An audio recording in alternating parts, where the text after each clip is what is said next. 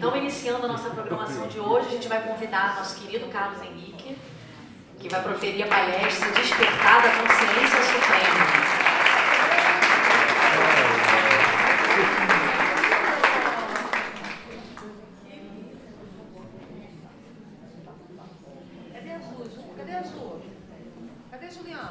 Ela está com a deixa da Maria Clara no ensaio já vem. Hoje tem que sentar aqui na frente. Fala aí que o ensaio vai ser 9h30 das crianças. O ensaio das crianças será às 9h30.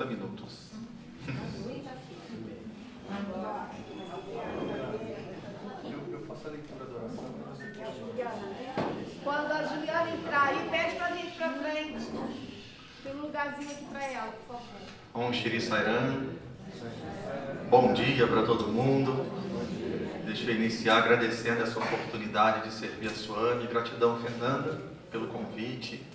E parabéns por esse encontro, que está sendo realmente divino, cumprindo o seu objetivo, que é o despertar da consciência suprema. Então eu me sinto honrado de estar aqui agora e desafiado, porque eu acho que nunca na organização eu apresentei um PowerPoint. Aí decidi fazer um PowerPoint. Surgiu algo dentro de mim incontrolável. Inclusive, quando a Juliana chegar, digam que eu agradeci a ela. Ah, chegou. Senta aqui na frente, Juliana. Aqui, Ju. Então, Juliana foi quem fez o PowerPoint, na verdade. Mas aconteceu um super imprevisto. Ontem, ouvindo as palestras de todos os irmãos, tudo que eu coloquei para falar no PowerPoint foi dito. Mas eu vou utilizar o PowerPoint porque tem um ditado que diz assim: quando nós planejamos, Deus ri. Então que Ele pense, que Ele seja os meus pensamentos, as minhas palavras, os meus gestos, a compreensão de todos aqui, para que essa palestra contribua ainda mais para aquilo que está transbordando aqui, que é a real possibilidade de aqui e agora nós despertarmos a consciência do Ser Supremo, daquilo que verdadeiramente somos. Então, Evandro, está no ponto aí o PowerPoint? O Suami está rindo de mim.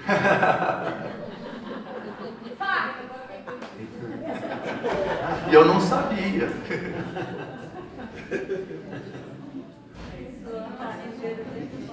Mas nós podemos iniciar. Isso, então. Quem sabe faz ao vivo. Então vamos lá. Ah, tá aí. Então vou pedir para passar o primeiro slide. E vamos pedir que Swami nos inspire através do Sai Gayatri, que nós possamos conhecer ou compreender o Supremo Senhor Sai como a divindade suprema. Para isso que possamos meditar no Senhor da Verdade. Que o Senhor Sai fertilize o nosso intelecto, de tal forma que nossa inteligência floresça em sabedoria e nos iluminemos.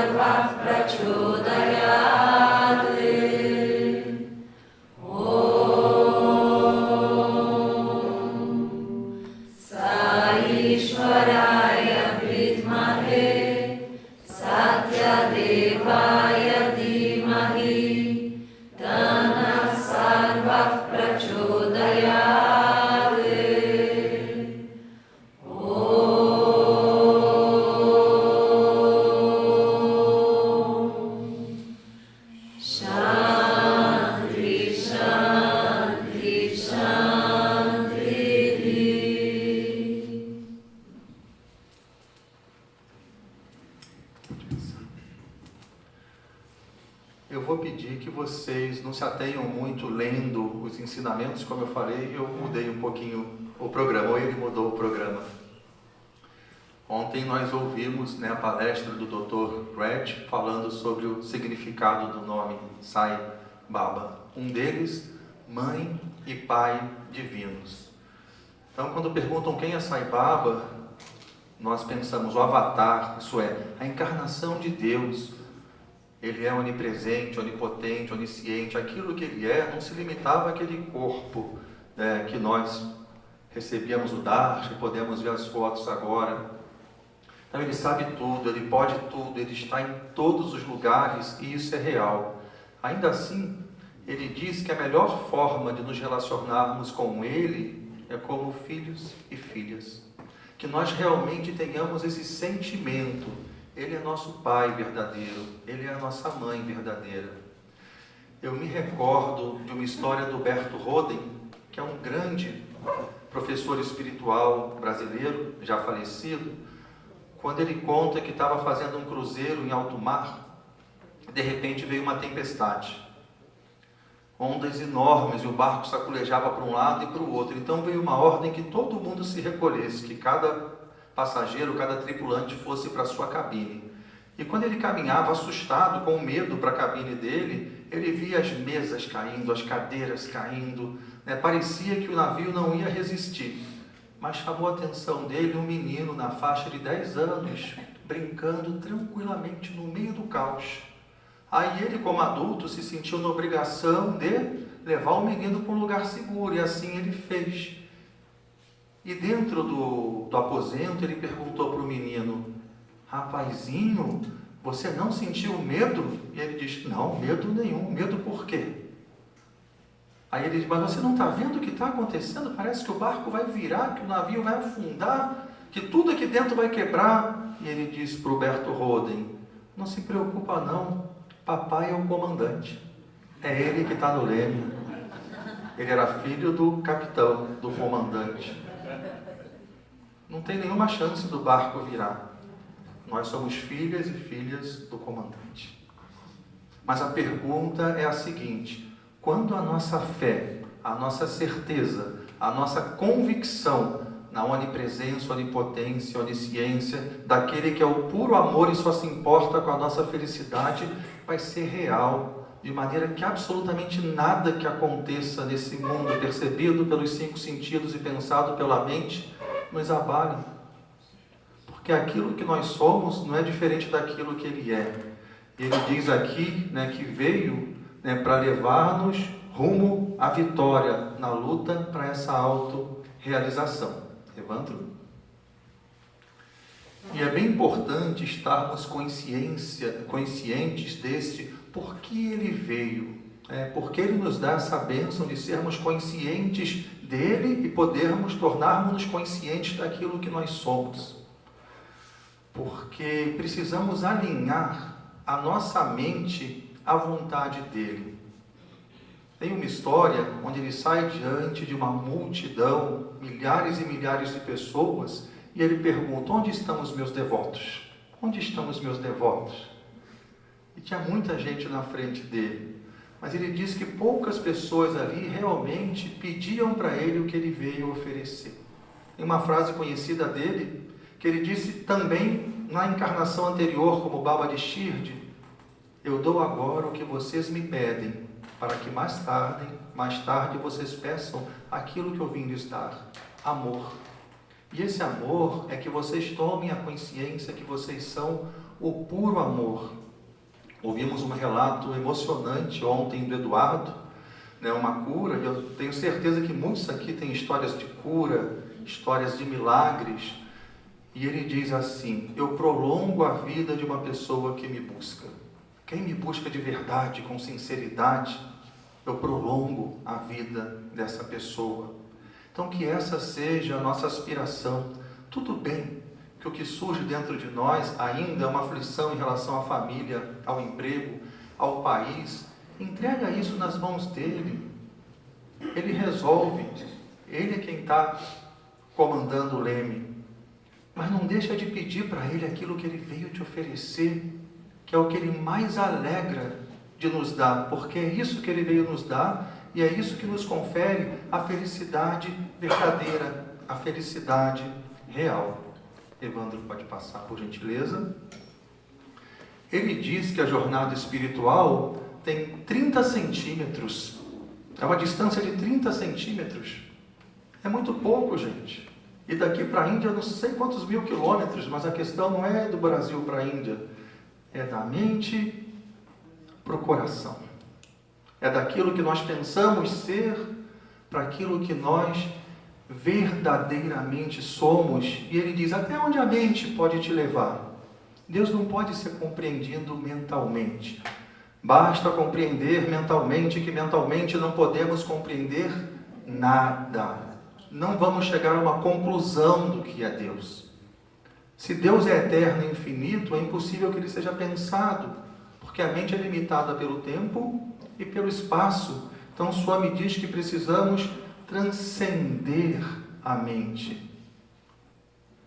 Tem uma história que eu acho que pode cair como uma luva para nós. É a história de um homem que gerou muita preocupação para sua família. Esse homem se convenceu que era um rato. E ele dizia para os filhos, para a esposa, para os pais, para os amigos, eu sou um rato, eu sou um rato, eu sou um rato. O que eles fizeram? Levaram no médico. Aí ele sentou de frente para o psiquiatra e o psiquiatra falou, qual o seu problema? Ele falou, não tenho problema nenhum. Quem tem um problema é minha família, eles não percebem que eu sou um rato. O psiquiatra olha para ele e diz assim, eu sou um homem. E você é muito parecido comigo. Quem é você? Eu sou um rato. E o psiquiatra tem uma ideia brilhante. Ele passa como terapia para ele uma repetição. E essa repetição é a seguinte. Eu sou um homem, eu sou um homem, eu sou um homem. Pare todos os dias diante de um espelho e repita. Eu sou um homem, eu sou um homem, eu sou um homem, eu sou um homem. Ele foi para casa. Um mês depois ele volta para outra consulta. E quando ele volta para a consulta, ele pergunta para o psiquiatra pergunta para ele, quem é você? E ele diz para o psiquiatra, eu sou um homem. Ao psiquiatra, então você está bem, está tranquilo? Não, continuo muito tenso. Mas como você continua muito tenso? É quando eu ando na rua, fico muito nervoso. Mas nervoso com o quê? Com a possibilidade de aparecerem gatos. Mas você não está falando que você é um homem? Sim, mas eu não sei se os gatos sabem disso. Irmãos e irmãs, essa história para nós é preciosa, porque como o Swami coloca aqui, o despertar da consciência suprema acontece quando transcendemos a mente.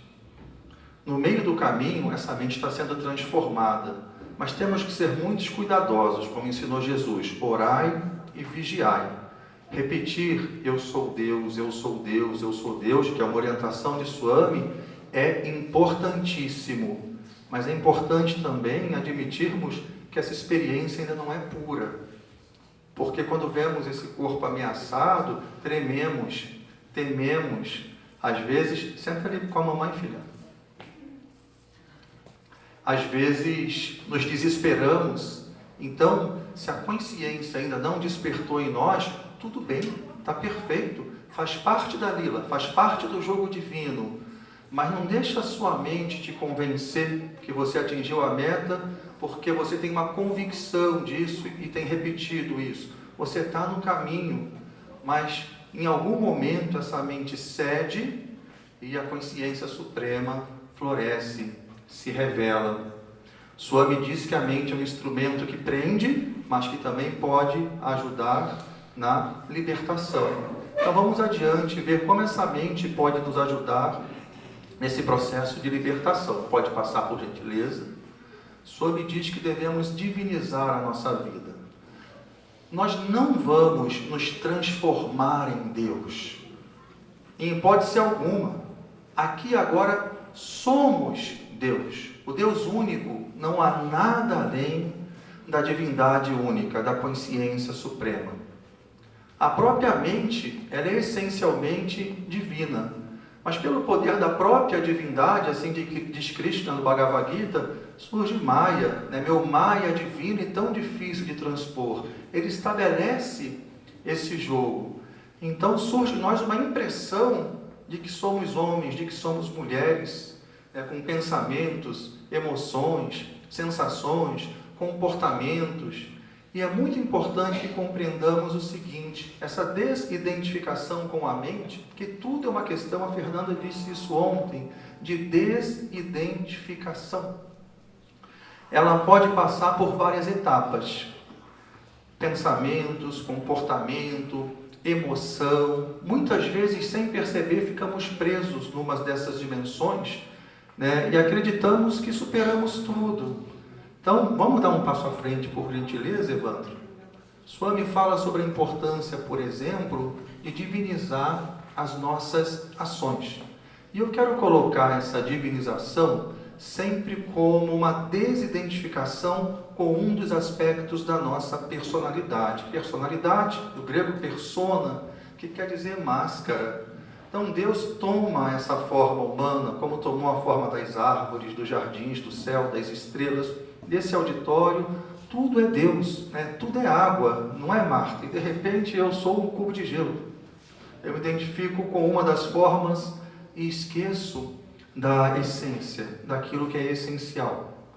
Então, através de etapas, essa desidentificação pode ir acontecendo.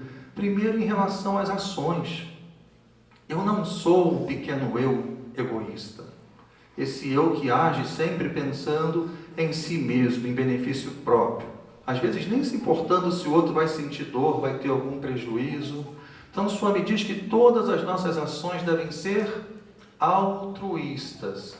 Quem é altruísta? É quem se importa com o próximo, é quem ama o próximo. Ele também diz que nós não devemos nos apegar aos resultados das nossas ações. Aqui agora, que a minha ação seja repleta de amor. Então, eu encontro alegria na ação, não no resultado da ação. Tem gente que diz assim, feliz é quem faz o que gosta. Swami diz, feliz é quem aprende a gostar do que tem para fazer. Esse é um grande ensinamento. Tem gente que fala assim, eu vou fazer alguma coisa para ser feliz de acordo com o resultado. Mas Swami nos ensina, seja feliz fazendo qualquer coisa que seja. Seja feliz aqui e agora. Não se apega ao resultado da ação. Aqui e agora age com amor. E encontra alegria no ser amor. No perceber o quanto de amor existe dentro de você. Em algum momento você vai perceber que não há diferença entre você e o amor.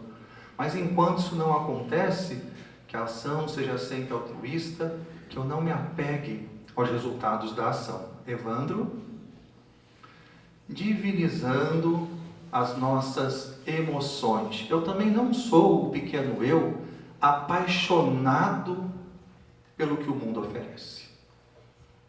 O mundo encanta, né? Tem um poder sobre a mente humana. Todos nós aqui temos os mesmos desejos. Todos nós. O desejo essencial, viver em paz e ser feliz.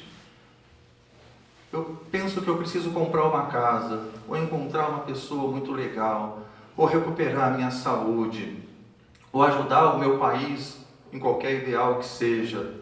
O que estamos buscando é um sentimento de paz e felicidade, porque estamos esquecidos que já somos a própria paz e a própria felicidade, Satchidananda, ser, consciência e bem-aventurança. Então nos apaixonamos pelas opções que o mundo nos oferece, acreditando que se tudo der certo, seremos felizes, ficaremos em paz, mas tudo é passageiro, tudo é irreal.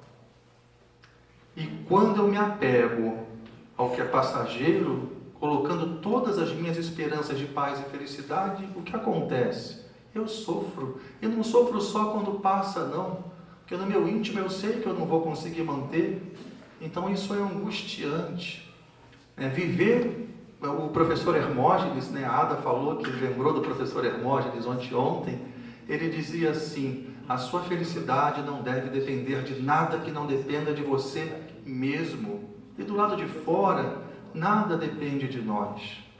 Então, se eu me apego àquilo que é passageiro, eu sofro, seja quando passar ou porque eu sei que vai passar. Mas eu consigo ver, a partir do momento que eu entro em contato com a mensagem de Swami, eu consigo ver a essência na existência. Eu consigo perceber que mesmo através dessa mente, que mesmo nesse mundo, Deus está como morador interno. Então eu me apaixono por Deus. Eu canto para Deus, eu busco olhar a imagem de Deus através dos seus avatares. Eu vejo Deus em quem surge na minha frente. E eu me alegro em me relacionar com Deus. Como disse a Berta ontem, num momento que estava recitando os Vedas, citando um Upanishad, enquanto não nos percebemos como Ele próprio, podemos nos relacionar com Ele dentro de onde? Dentro dos nossos corações.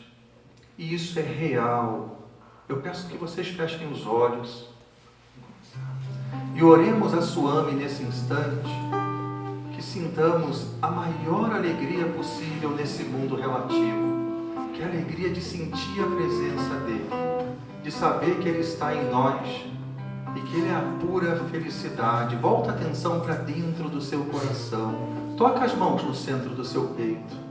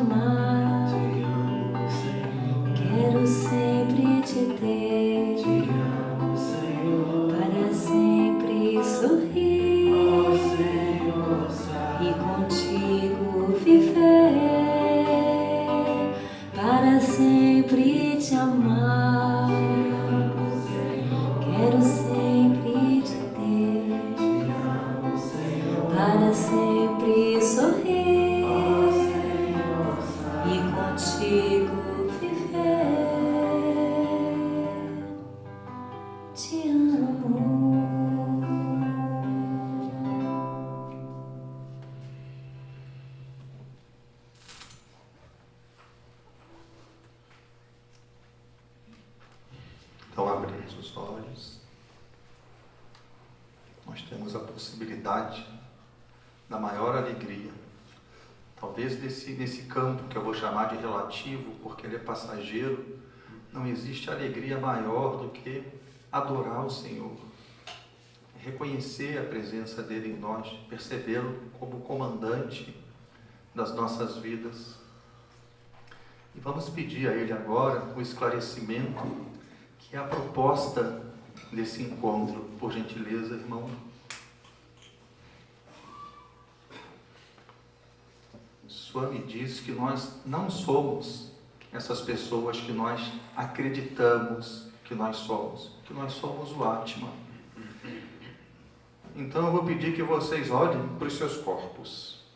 Olha para o seu corpo.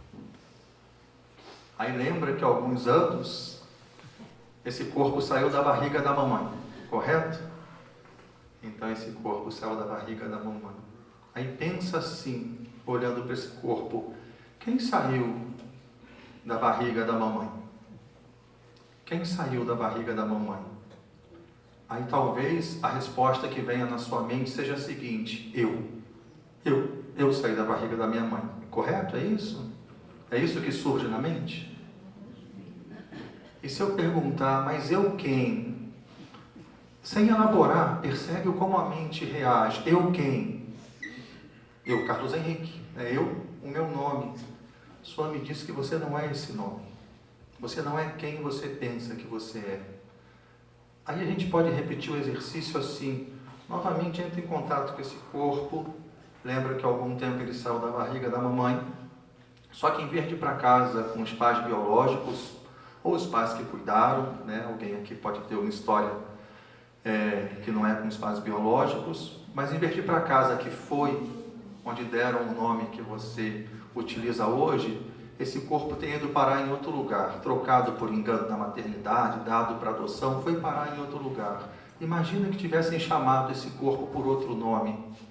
Em vez de Carlos Henrique, eu tivesse parado em outro lugar e chamasse esse corpo de Bruno, de João. Esse corpo, quando chegasse aqui, ia falar, eu sou o Carlos Henrique? Não. Porque eu não sou o Carlos Henrique. Como vocês também não são esses nomes que é necessário utilizarmos. O problema é quando nos identificamos com eles e com as histórias que vêm a seguir.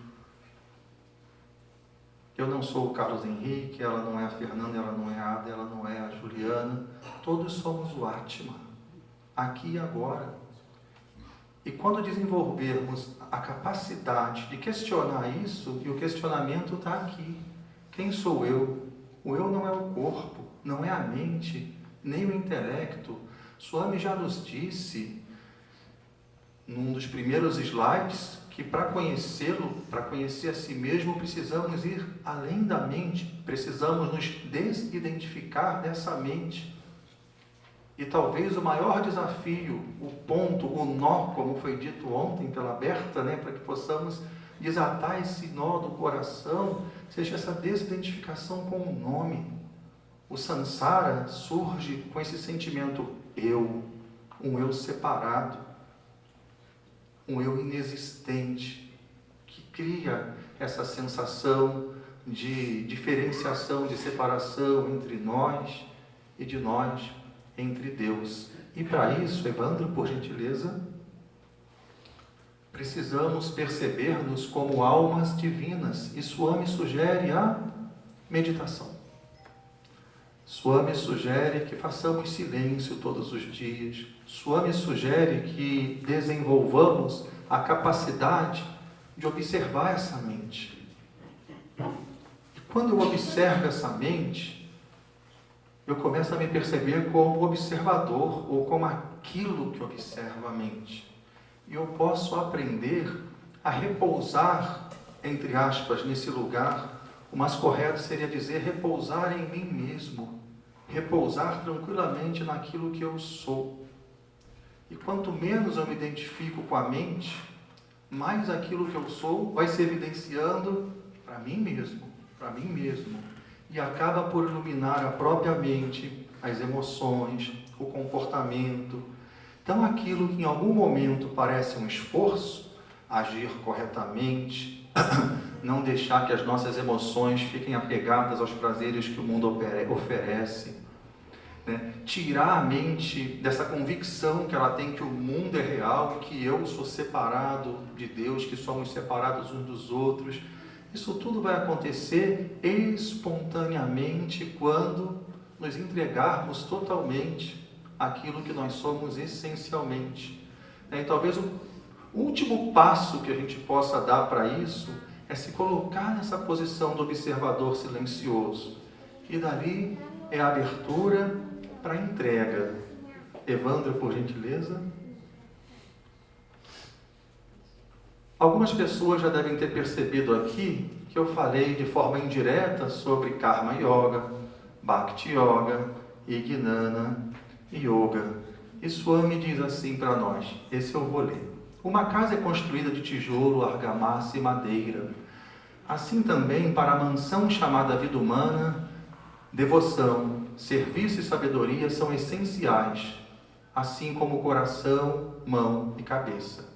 Para o sucesso espiritual, deve-se possuir o coração de Buda, as mãos do imperador Janaka e a cabeça de Shankaracharya.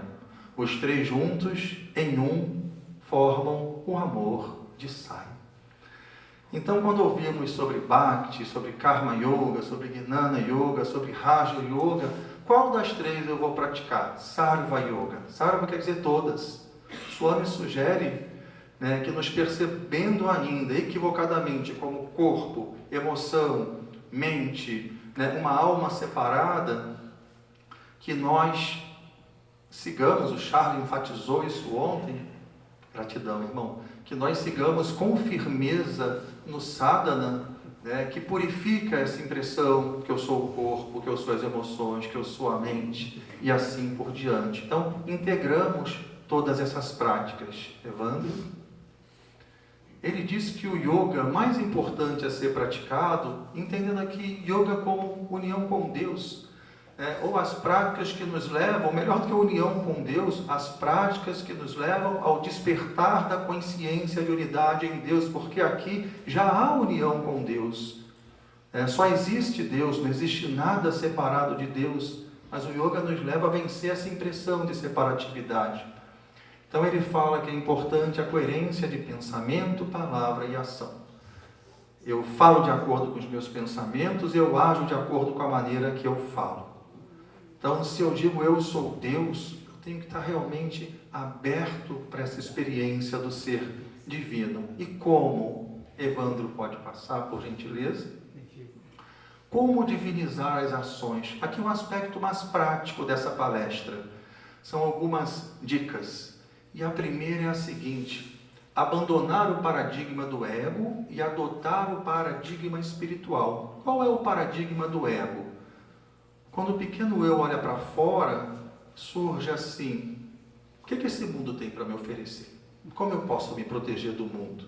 A gente tem que estar muito atento para perceber se não é essa forma de pensar que está norteando o nosso comportamento e substituir pelo paradigma espiritual. O que eu tenho para oferecer para o mundo? E, se necessário, como eu posso proteger esse mundo? Tem uma nobreza aí, mas também tem um efeito poderoso que acontece dentro de nós. Quando surge na minha mente o que esse mundo tem para me oferecer, como é que eu posso me proteger do mundo? O nome disso é apego e aversão. São dois kleshas, para os professores de yoga. Eu olho para o lado de fora e coloco as minhas esperanças de paz e felicidade do lado de fora de maneira egoísta. Mas quando eu me pergunto o que eu tenho para oferecer para o mundo, como eu posso proteger o mundo, eu olho para onde? Para dentro de mim. E como eu quero oferecer o melhor, eu vou perceber que o melhor está além de mim mesmo, além do Carlos Henrique. O melhor que eu posso oferecer é o amor de Deus. Evandro? Como divinizar as emoções?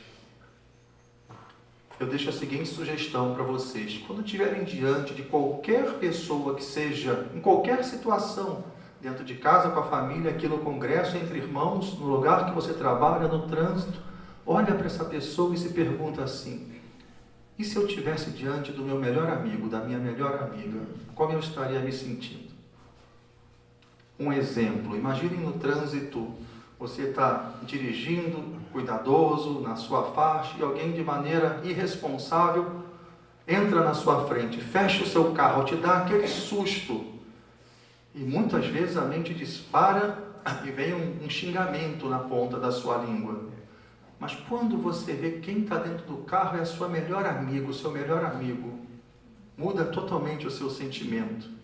Então você respira, se refaz do susto e pode até pedir: olha, seja mais cuidadoso, o que houve com você? Está desatento? Eu mudo totalmente a maneira de olhar. Esse exercício pode ser feito desde já. E se fosse a minha melhor amiga, o meu melhor amigo, Eu não sei se vocês sabem, mas uma das palavras para amigo é mitra. E uma das palavras para amor é maitri. Então são palavras irmãs, assim, tem a mesma raiz. Então esse exercício coloca a gente em contato com o amor dentro de nós. Alguma mente pode reagir assim, tá bom, mas não era o meu melhor amigo. Por isso eu escrevo ali embaixo, aprenda a olhar verdadeiramente. E se eu perguntar para vocês, e se fosse Deus? Deus. E é sempre Deus. Só é Deus. E Deus sempre surge na sua frente com o mesmo objetivo, ensinar-nos a amar, em verdade ensinar-nos que somos o amor. Às vezes a experiência é prazerosa, às vezes a experiência é difícil, mas se olharmos bem, é sempre uma oportunidade de amar. Evandro? Como divinizar a mente? Quando surgirem pensamentos egoístas, nós buscamos não nos identificar com eles. Quem sou eu? Eu sou Deus. Se eu sou Deus, eu não me sinto separado.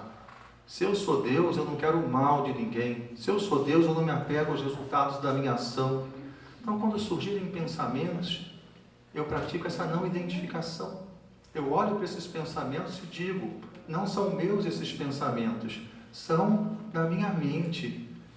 Durante 1 minuto, eu peço que vocês não pensem em nada. Em absolutamente nada.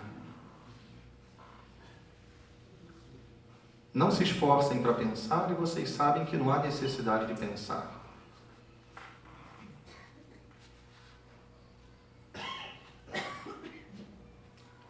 Tem gente que vai falar assim, difícil. Difícil, né? Alguém acha difícil? Mas eu digo para vocês que vocês não pensaram em nada. E alguém pode estar questionando, mas como eu não pensei em nada? Eu pensei nisso, pensei naquilo. Você nesse instante tentou pensar? Se esforçou para pensar? Viu necessidade em pensar? A resposta é não. Tá bom, mas surgiram pensamentos. Ok, eu imagino que tenham surgido. Mas quem pensou? Esse é o ponto. Se você não desejava pensar e não se esforçou para pensar, quem pensou? Ainda tem esse sentimento, fui eu. Quem pensou foi a sua mente. E o grande nó é que nós nos identificamos com a mente. Surge um sentimento de eu não consigo parar de pensar, quando o ponto não é esse. É natural que a mente pense, é isso que caracteriza a existência dela. Eu não sou os pensamentos, eu sou aquilo que observa os pensamentos. Evandro? E quando eu começo a me perceber como aquilo que observa os pensamentos, eu começo a saborear algo que a mente vai falar que é uma qualidade nova dentro de mim, mas a verdade é aquilo que eu sempre fui, que eu sou e que eu sempre serei. Deus, o ser eterno. Uma das maneiras de definir meditação é concentrar-se no espaço entre 2 pensamentos. Eu observo essa mente pensando, independente do pensamento parecer que é a minha vida, a minha história, as minhas necessidades, não sou eu quem penso, é essa mente que está pensando. Quem sou eu? Quem sou eu?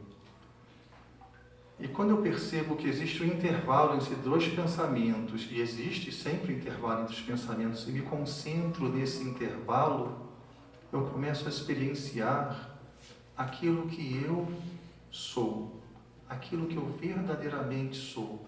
É aí que eu vou saber onde Deus está e quem sou eu. Eu convido que vocês fechem os olhos novamente e peçam a Suame essa revelação. Onde Ele está? Onde o Senhor está, Suame? E quem sou eu? Quem sou eu? Onde Ele está? Quem sou eu? São perguntas feitas através da mente. Está no espaço entre os pensamentos. Eu sou no espaço entre os pensamentos. A pergunta é feita dentro da mente. A resposta é a vida fora dela. A pergunta é feita dentro da prisão.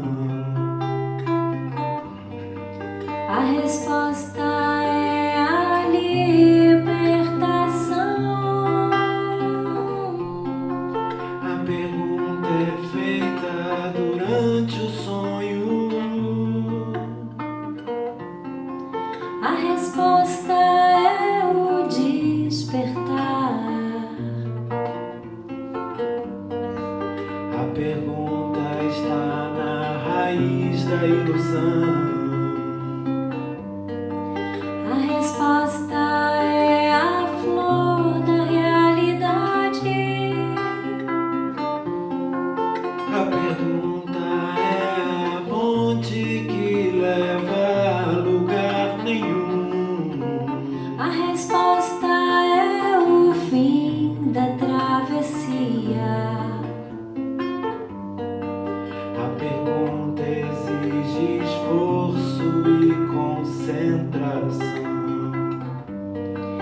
A resposta à fé e entrega. A pergunta é feita no tempo. A resposta é a eternidade. A pergunta vem da bendita tristeza. A resposta é a real felicidade. Onde ele está? Onde ele está? Quem sou eu?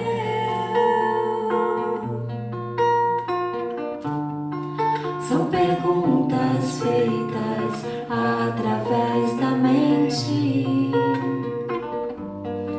Ele está no espaço entre os pensamentos. Eu sou no espaço entre os pensamentos. A pergunta é a gota de água. A resposta um oceano de graça. Ele é o oceano de graça. Eu sou o oceano de graça. Onde ele está? Onde ele está? Quem sou eu? Onde ele está? Onde ele está? Quem sou eu? Onde ele está?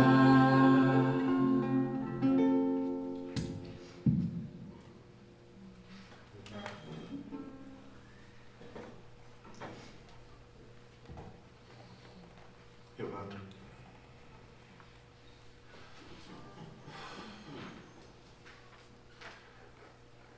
Vocês todos são personificações da existência, consciência e bem-aventurança, Satchidananda. Apenas não estão conscientes disso, imaginam ser este ou aquele indivíduo, sujeitos a esta ou aquela limitação. Este é o mito que precisa ser implodido para que a vida divina possa começar. É o divino que inspira, ativa, conduz e preenche a vida de cada ser. Não importa quão simples ou complexa possa ser a sua estatura física, do átomo ao universo, cada uma das entidades aqui se movendo em direção ao estuário, aonde irá se fundir com o oceano de bem-aventurança. Evandro? Então que nesse instante, depois de sentir Deus dentro, nós nos abramos para perceber que tudo é Deus. Não existe nada aqui e agora que não seja Deus. Quando essa mente se aquieta, seja pela meditação ou pelo canto devocional, Esse amor imenso, imenso é aquilo que não pode ser medido. Ele se revela para nós. Então convido a todos e a todas que cantem essa afirmação. Aqui agora somos o ser, consciência e bem-aventurança. É como se a consciência estivesse confusa, mas quando ela se recorda do ser verdadeiro, quando a mente para de se projetar para fora e volta para dentro e reconhece Sat, a Ananda transborda de nós.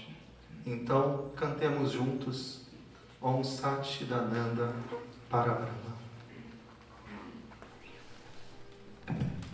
Om ser consciência, bem-aventurança, Deus supremo, Deus manifestado, Deus nos corações humanos em conexão com o aspecto feminino de Deus, louvando o aspecto masculino de Deus.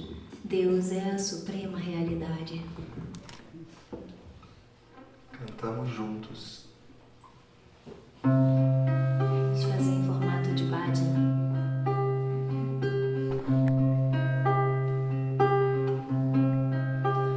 Om Satchidananda